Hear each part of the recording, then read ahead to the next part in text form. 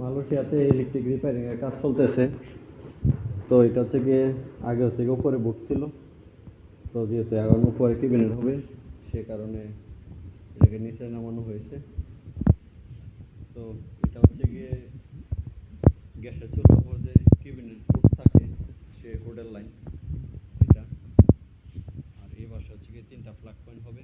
তো এখানে হচ্ছে গিয়ে সার্কিট আসছে 2টা, একটা হচ্ছে গিয়ে মাল্টি সকেটের জন্য, আর একটা হচ্ছে গিয়ে পিছনে যে হুড আছে সেই হুডের জন্য।